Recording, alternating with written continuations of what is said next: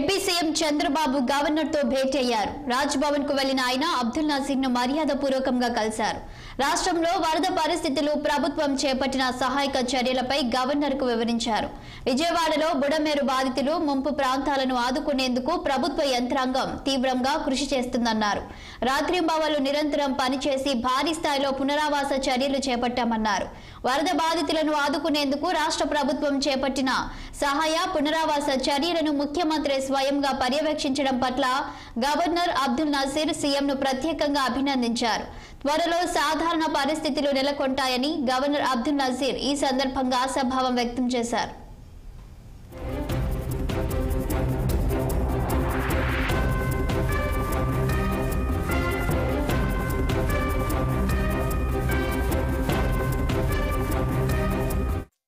AP CM Chandrababu governor తో భేటీ అయ్యారు. రాజ్ భవన్ కు వెళ్లిన ఆయన అబ్దుల్ నజీర్ ను మర్యాదపూర్వకంగా కలిశారు.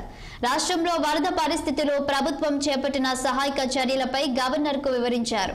విజయవాడలో బుడమేరు బాధితులు, ముంపు ప్రాంతాలను ఆదుకునేందుకు ప్రభుత్వ యంత్రాంగం తీవ్రంగా కృషి చేస్తుందన్నారు.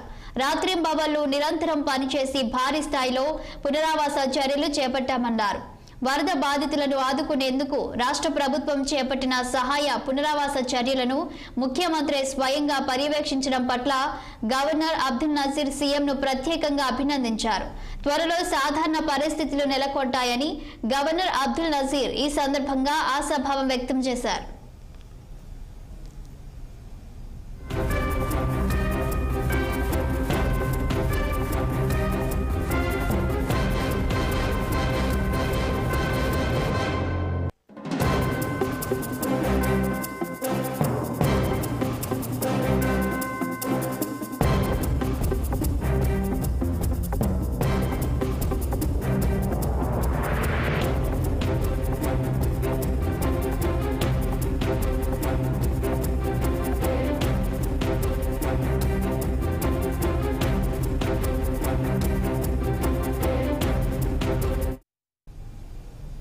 నల్గొండ జిల్లా చిట్యాల పట్టణం శివారులో